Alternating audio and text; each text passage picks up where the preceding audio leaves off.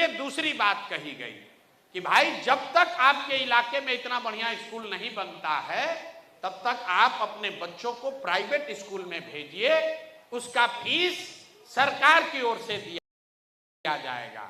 जिस पर उस भाई साहब ने सवाल पूछा कि इतना प्राइवेट स्कूल है क्या और इसका पैसा कहां से आएगा, तो पहले तो ये समझिए कि दुनिया भर में जो रिसर्च है, कई लोगों को लगता है कि प्राइवेट स्कूल का विकल्प मिलेगा तो सब लोग प्राइवेटे में पढ़ाएगा, नहीं। दुनिया का रिसर्च ये बताता है कि अगर सरकारी स्कूल अच्छा हो और प्राइवेट स्कूल भी हो और आपको विकल्प दे दिया जाए तो ज्यादातर लोग सरकारी स्कूल में ही पढ़ना चाहते हैं। मगर आपसे पूछा जाए कि भैया आपके बच्चे को डॉक्टर बनना है, आप अपने बच्चे को पीएमसीएच में पढ़ाइएगा या रमैया में पढ़ाइएगा? रमैया में पढ़ाइएगा तो फीस सरकार भरेगी, पीएमसीएच से आपका लड़का डॉक्टर करेगा तो फीस आपको भरना पड़ेगा। आप लोग क्या कहिएगा? ना भाई हमारा लड़का पीएमसीएच से ही पढ़ेगा। अगर आपको कोई कह दे कि आपका लड़का साइंस कॉलेज में पढ़ेगा कि एमएटी में पढ़ेगा, एमएटी में पढ़ेगा तो सरकार फीस भरेगी, तो आप क्या कहिएगा? भाई हमको फीस नहीं चाहिए, साइंस कॉलेज में एडमिशन चाहिए। तो अगर सरकारी व्यवस्था सुधर जाए तो ज्यादातर लोग सरकारी व्यवस्था में ही रहना चाहेंगे। सिर्फ शिक्षा के लिए नहीं है। यहां बैठा हुआ आदमी अगर आप बीमार पड़ जाए, भगवान ना करे बीमार पड़ जाए, आपको कोई कहे एम्स में जाइएगा कि अपोलो में जाइएगा, आप कहिएगा भैया एम्स में सीट मिल जाए तो वहीं जाएंगे। ये पूरे दुनिया का रिसर्च है।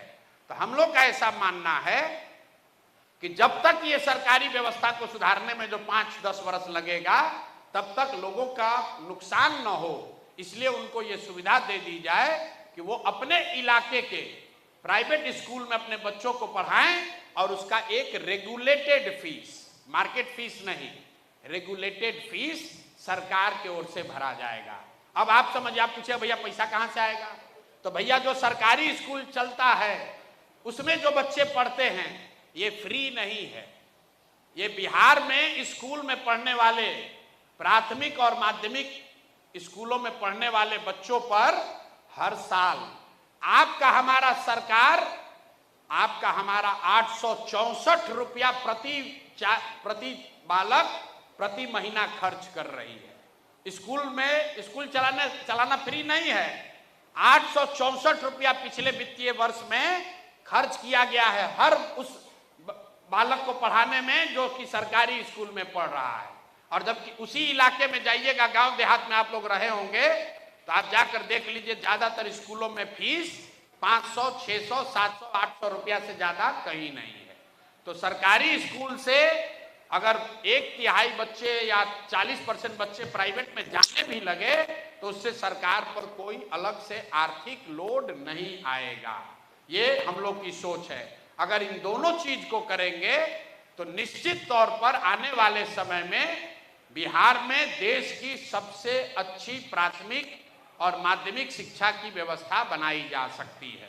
कुछ लड़के पूछते भैया यूनिवर्सिटी का बात आप नहीं करते हैं। यहां पर राजद के नेता है तेजस्वी यादव, उन्होंने कहा कि प्रशांत किशोर तो स्कूल बनाने का बात कर रहा, हम वर्ल्ड क्लास यूनिवर्सिटी बनाएंगे। तो हमसे लोगों ने पूछा भाई आप यूनिवर्सिटी का बात नहीं करते हैं, तो आपको हम बता रहे हैं क्यों नहीं करते।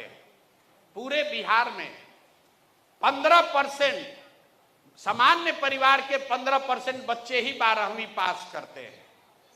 दलित समाज के सिर्फ 3% बच्चे ही 12वीं पास करते हैं। अति पिछड़ा और मुसलमानों में 5 से 7% लड़के ही 12वीं पास कर रहे हैं। अगर आप राज्य का औसत देखेंगे तो जितने युवा साथी हैं उसमें 10% लड़के भी 12वीं पास नहीं करते हैं।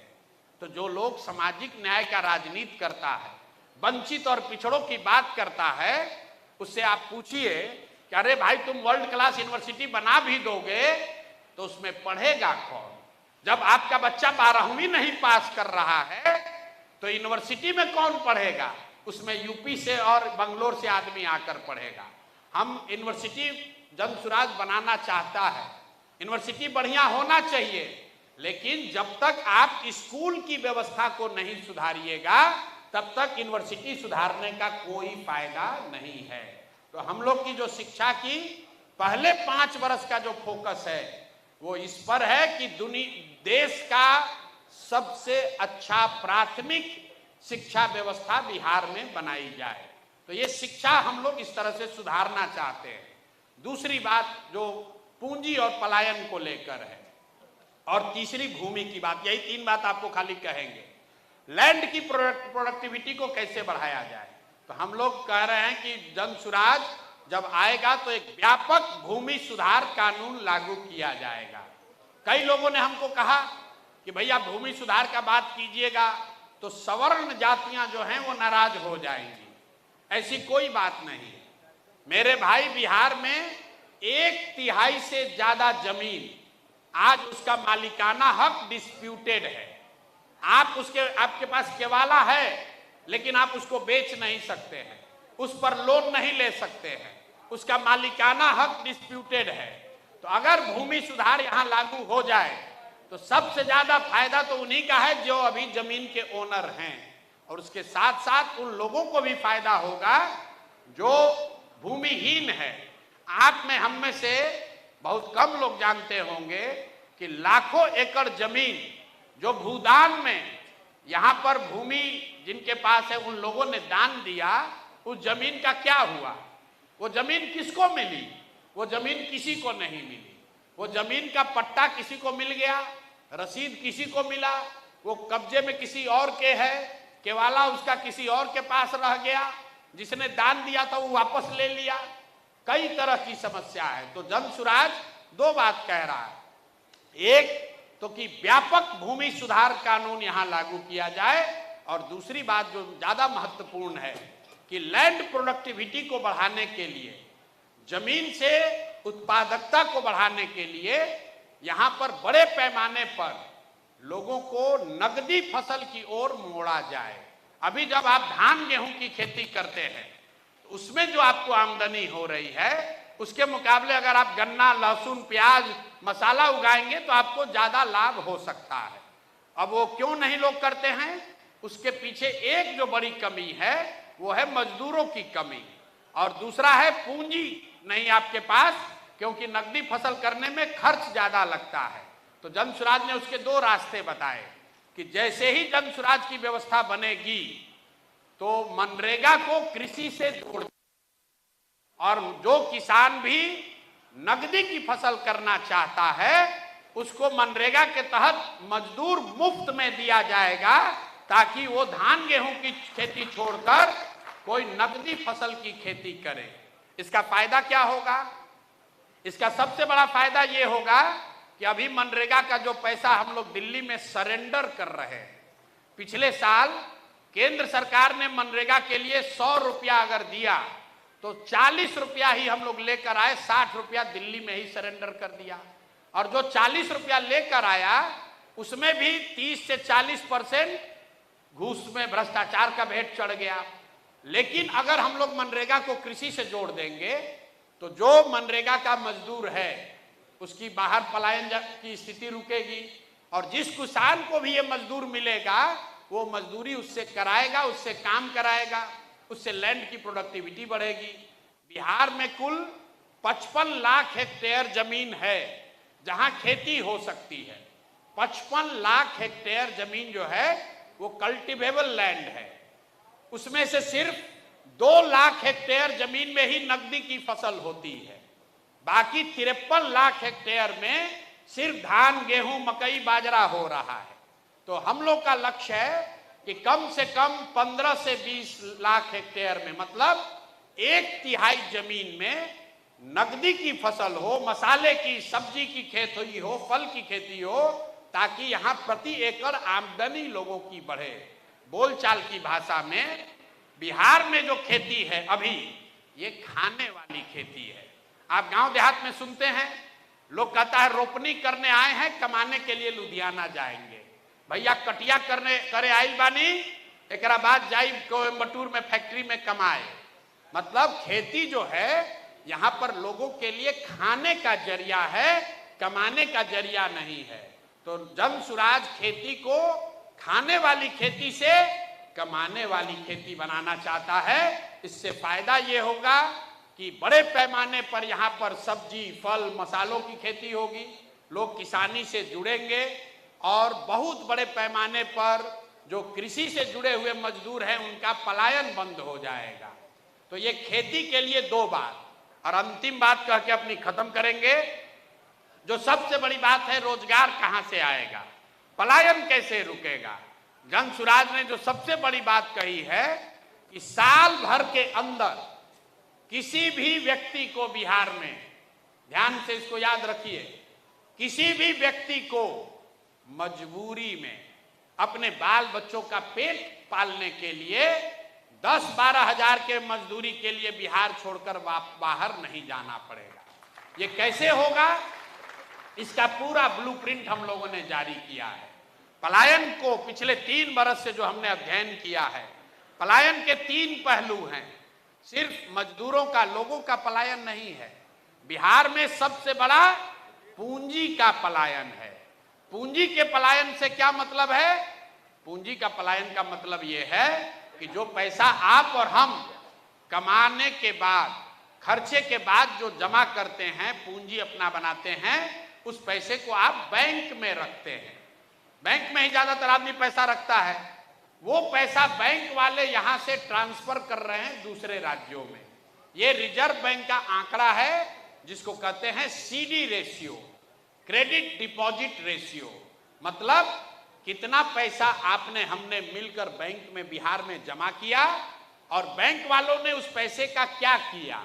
तो पूरे देश में इस रेशियो का आंकड़ा है 70%। मतलब भारत भर के लोगों ने यहां के बैंकों में जो पैसा रखा, 100 रुपया रखा, तो 70 रुपया बैंकों ने वापस उनको ऋण के तौर पर, लोन के तौर पर दिया, ताकि लोग रोजी रोजगार कर सके, अपना घर बना सके, गाड़ी खरीद सकें, पढ़ाई कर सकें, कृषि कर सकें।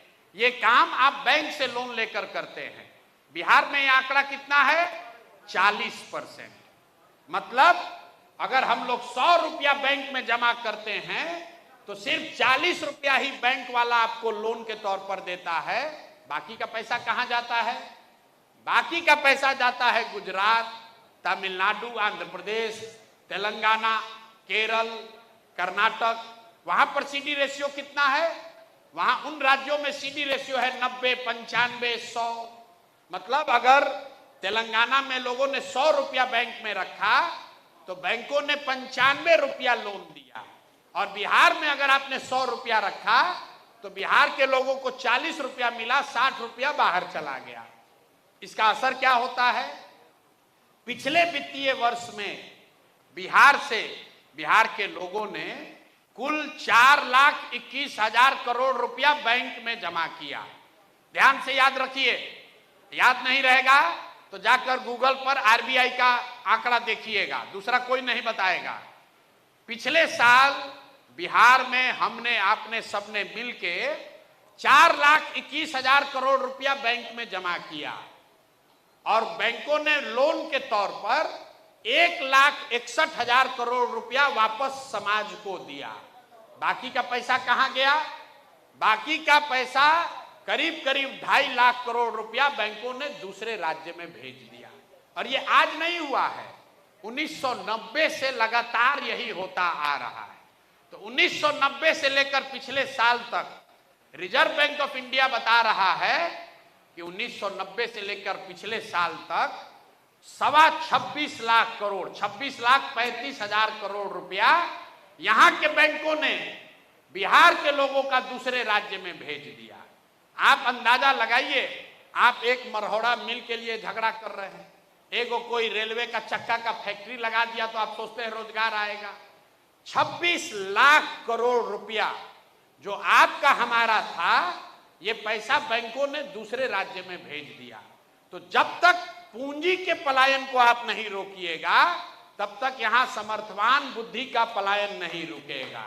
तो जनसुराज ये कह रहा है कि भैया सबसे पहले यहां से पूंजी का पलायन रुकना चाहिए। जैसे ही पूंजी का पलायन रोकेंगे तो बुद्धि का पलायन अपने आप रुकेगा, और जिस दिन पूंजी और बुद्धि का पलायन रुक गया, बिहार में इतना रोजी रोजगार हो जाएगा कि अपने आप लोगों का पलायन, मजदूरों का पलायन रुक जाएगा।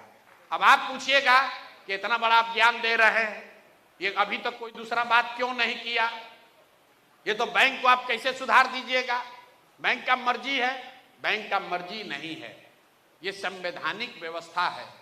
बैंक को ये जिम्मेवारी है कि कम से कम 70% पैसा उसको समाज को वापस करना है। ऐसा नहीं है कि बैंक में जो रुपया रखिएगा वो सब स्टॉक मार्केट में लगा देगा। बैंकों का रेगुलेशन है कि 70% पैसा उसको लोन के तौर पर देना है। इसके मॉनिटरिंग के लिए देश के स्तर पर प्रधानमंत्री के चेयरमैनशिप में कमेटी है। फिनांस मिनिस्टर हर 15 दिन पर इसकी मॉनिटरिंग करती हैं। रिपोर्ट आरबीआई जारी करता है कि बैंक वाले ये पैसा वापस दे रहे हैं कि नहीं दे रहे हैं। आरबीआई बाकायदा इसका आंकड़ा जारी करता है। राज्य के स्तर पर भी इस कमेटी का मुखिया मुख्यमंत्री है। तो अब आप कहिएगा कि यहां क्यों नहीं हो रहा है? तो यहां जैसे टीचर, दरोगा, सिपाही, बीडीओ, सीओ, डॉक्टर मुख्यमंत्री का बात नहीं मान रहा है, वैसे बैंक वाला भी उनका बात नहीं मान रहा है। और दूसरी बात यह है कि यहां ज्यादातर लोगों को इसकी समझ ही नहीं है। मैं आपको दावा कर रहा हूं, आप किसी भी नेता को, जिसको आप बिहार का सबसे प्रकांड विद्वान समझते हैं, उसको बुलाकर कहिए कि भाई प्रशांत किशोर कह रहा है कि 26 लाख करोड़ रुपया बैंकों ने यहां से ट्रांसफर किया, इस पर आपको क्या कहना है? सीडी रेशियो के बारे में आपको क्या कहना है? तो कहेगा ये क्या होता है भाई? आप फिनांस मिनिस्टर को बुलाइए, आप बिहार के वित्त मंत्री को बुलाइए और उससे पूछिए कि भैया सीडी रेशियो क्या होता है। आरबीआई रोज नोटिस जारी कर रहा है, आरबीआई रोज नोटिस जारी कर रहा है कि भाई सीडी रेशियो सुधारो, लेकिन बिहार सरकार कान पर जू इसके नहीं रेंग रहा है। तो जन सुराज को का पहला जो उपाय है कि यहां पर पूंजी की उपलब्धता हो। दूसरी बात हम लोग ये कह रहे हैं, किसी साथी ने कहा कि बिहार में सरकारी नौकरी का नशा है। तो भैया एक तो आप ये समझिए कि सरकारी नौकरी से समाज का भला हो सकता है कि नहीं। यहां लोग बड़ा बड़ा दावा करता है, कोई कह रहा है भैया हम 10 लाख नौकरी दे दिए, कोई कह रहा है 5 लाख दे दिए। भाई साहब ने कहा कि संविदा को छोड़ के आप परमानेंट नौकरी दिलवाइए। लोग इसी मकड़जाल में फंसे हैं। एक आंकड़ा याद रखिए, चपरासी से लेकर मुख्य सचिव तक जितने लोग बिहार में सरकारी नौकरी करते हैं, सबकी गिनती कीजिएगा तो 23.25 लाख लोग ही हैं। कुल 23.25 लाख लोग ही बिहार में सरकारी नौकरी करते हैं। मतलब 2%, 1.97% लोग ही सरकारी नौकरी करते हैं। कुछ लोग ये भ्रम फैलाता है कि बहुत वैकेंसी है, खाली है। तो देश के स्तर पर आंकड़ा क्या है? इंडिया में 3.1% लोग ही सरकारी नौकरी करते हैं। तो अगर बिहार में बहुत प्रयास किया जाए तो 1% और बढ़ाया जा सकता है, 5-7-10 लाख लोगों को नौकरी दी जा सकती है। लेकिन 13 करोड़ की आबादी को सरकारी नौकरी नहीं दिया जा सकता है, उससे समाज का बेरोजगारी दूर नहीं होगा। ये बात पहले आप समझ लीजिए। बेरोजगारी दूर करने का एकमात्र उपाय है कि लोगों के पास शिक्षा हो और काम करने के लिए सुविधा, पूंजी हो। तो पहला जब सीडी रेशियो सुधारिएगा तो लोगों के घर घर हाथ में पूंजी आएगा। जो आज 4 कमरे का घर बना रहा है वो 6 कमरे का बनाएगा। आज आप 1 गाड़ी खरीदे हैं, कल 2 गाड़ी खरीद सकते हैं। आज 1 दुकान चलाते हैं, कल 4 दुकान आप कीजिएगा। और दूसरी बात हम लोग कर रहे हैं, बिहार के समाज में, एक के भोजपुरी में समझी, गांव देहात में आदमी मूलधन से ज्यादा ब्याज से डराता है। हम लोग का जो समाज है ये गुजरात के जैसा नहीं है। गुजरात में आदमी लोन लेकर बिजनेस करता है, बिहार में आदमी लोन कब लेला? घर बनावे के होके, बेटी के बियाह करे के होके, लड़का के पढ़ावे के होके, घूस देवे के बाद तब वो आदमी लोन ले लिहन। लेकिन बिजनेस व्यापार खातिर ज्यादातर आदमी लोन नहीं लेता है। क्यों नहीं लेता है? उसको ब्याज से डर लगता है। गौवा में आदमी कहेला चक्रवृद्धि ब्याज हो जाई, बर्बाद हो जाइब, मूलधन जितना रहे ओकरा से ज्यादा लोन देवे पड़ी, ब्याज देवे पड़ी। इस मेंटालिटी को, इस मानसिकता को खत्म करने के लिए ये एक दिन में नहीं होगा, लेकिन 10-20 वर्ष में हम लोग का प्रयास है कि समाज में पैसा लेकर रोजी रोजगार करने का ये प्रवृत्ति शुरू हो। उसके लिए हम लोग एक इंटरेस्ट सबवेंशन स्कीम बता रहे हैं। अभी जब आप लोन लेते हैं बिजनेस व्यापार करने के लिए तो आपको 10% 12% ब्याज लगता है। तो सरकार जब जन सुराज की बनेगी तो हम लोग कह रहे हैं कि अगर आप रोजी रोजगार के लिए लोन लेना चाहते हैं तो आपको 10-12% नहीं 4% ब्याज पर पैसा मिलेगा और 6% ब्याज सरकार भरेगी। क्यों भरेगी? क्योंकि आप जो रोजी रोजगार करेंगे उससे रोजगार का यहां अवसर पैदा होगा और इससे फायदा क्या होगा? 6,000 करोड़ रुपया अगर हम बजट से प्रावधान कर दें, ध्यान से सुनिए, 6,000 करोड़ रुपया अगर बजट से आप प्रावधान कर दें तो बिहार के लोगों को 1 लाख करोड़ रुपया बैंकों से मिल जाएगा रोजी रोजगार करने के लिए। तो हम ये नहीं कह रहे कि हम आएंगे बस सबको पैसा बांटने लगेंगे। राजद वाला कह रहा है, कांग्रेस वाला, राजद को तो कोई समझ नहीं है, वो तो कुछ कह सकता है। इसीलिए हमने कहा कि भाई कांग्रेस वाला कह रहा है कि हम 2,500 रुपया हर महिला को देंगे। अब सब लोग, आप लोग विद्वान लोग हैं, अपना अपना मोबाइल खोलिए, आप जरा समझिए, अगर हर महिला को 2,500 रुपया दिया जाए तो बिहार में 6 करोड़ महिला है। अगर नाबालिगों को हटा दिया जाए तो भी 4.5 करोड़ महिला हुई। 4.5 करोड़ महिला को हर महीना 2,500 रुपया दोगे तो साल भर में 1,50,000 करोड़ से ज्यादा रुपया चाहिए। बिहार सरकार का बजट है 1 लाख करोड़, बजट है 3,16,000 करोड़, लेकिन योजना मद में सिर्फ 1 लाख करोड़ ही उपलब्ध है। बाकी पैसा सैलरी देने में या इंटरेस्ट देने में खर्च होता है, एस्टेब्लिशमेंट पे। तो जो योजना मद में बजट है वो 1 लाख करोड़ का है और कांग्रेस और राजद वाले कह रहे हैं कि हम 1.5 लाख करोड़ रुपया महिलाओं को बांट देंगे। अब फिर आप वोट देने के बाद कहिएगा कि हमको ठग लिया। अरे भाई, वो तो पहले ही कह रहा है कि हम आपको ठगेंगे, 100 रुपया जेब में है और कह रहा है 150 देंगे, अब फिर भी जाके आप वोट दीजिएगा। तो नेता आपको कहां ठग रहा है? आप तो खुदे ठगाने के लिए तैयार बैठे हुए हैं।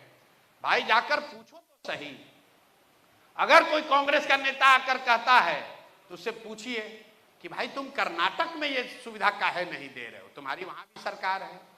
तेलंगाना में ये सुविधा क्यों नहीं दे रहे हो? वहां भी तुम्हारी सरकार है। और वो तो कर्नाटक तेलंगाना तो बिहार से 5 गुना 6 गुना ज्यादा धनी राज्य है। इस देश में दिल्ली और गोवा, उसके अलावा 1-2 और छोटा राज्य को अगर आप हटा दीजिए तो किसी राज्य की ताकत नहीं है कि वो अपने सभी महिलाओं को 2-2,500 रुपया हर महीना दे दे। महाराष्ट्र जैसे धनी राज्य में भी अभी जो लाडली बहना स्कीम चल रही है वो सिर्फ 1,500 रुपए देते हैं, वो भी कंडीशनल है। 1 करोड़ महिलाओं को दे रहे हैं। अब बिहार में तेजस्वी यादव कह रहे हैं कि हम 6 करोड़ महिला को 2,500 रुपया दे देंगे। लोग फिर मछली के तरह जाल में फंस के उसको वोट दे देगा और फिर कहेगा कि भैया हमको तो बड़ा ठग लिया। अरे भाई, तो आपके आंख के सामने है। हम लोग जो बात कह रहे हैं, अगर कह रहे हैं कि पलायन रोकेंगे तो उसका पूरा स्कीम बता रहे हैं। उस स्कीम पर कितना पैसा खर्चा होगा ये बता रहे हैं। वो पैसा कहां से आएगा ये भी बता रहे हैं। हमने कहा है कि 60 वर्ष से ज्यादा उम्र के लोगों को 2,000 रुपया देंगे। अगर आप 60 वर्ष से ज्यादा उम्र के हर व्यक्ति को, बिहार में हर व्यक्ति को 2,000 रुपया दीजिएगा तो यहां पर 1,25,00,000 लोग ऐसे हैं जिनका उम्र 60 वर्ष से ज्यादा है। सरकार उनको पहले 400 दे रही थी, अभी 1,100 दे रही है। इसको 2,000 करने में कुल जमा 4,500 करोड़ रुपया का एक्स्ट्रा खर्च होगा, जो कि पूरे बजट का 1.5% है। 3.25 लाख करोड़ के बजट का सिर्फ 1.5% पैसा अगर एक्स्ट्रा खर्च किया जाए तो बिहार के सभी बुजुर्गों को 2,000 रुपया महीना दिया जा सकता है। और हम लोग क्यों कह रहे हैं कि ये देंगे? क्योंकि वो बुजुर्ग अब वापस जाकर पढ़ नहीं सकते हैं। बिहार में वो मजदूरी रोजी रोजगार नहीं कर सकते हैं। तो वो आपकी हमारी समाज की जिम्मेवारी है। तो जो बच्चे हैं उनको पढ़ाना है, जो युवा है उसके हाथ में काम देना है, और जो काम नहीं कर सकता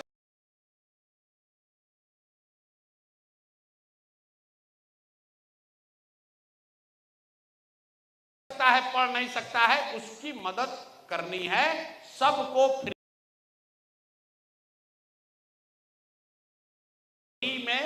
रुपया नहीं बांटना है, क्योंकि उतना रुपया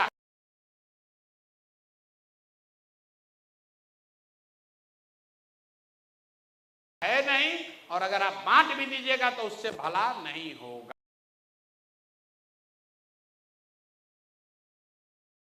उससे भला नहीं होगा। ये जन सुराज की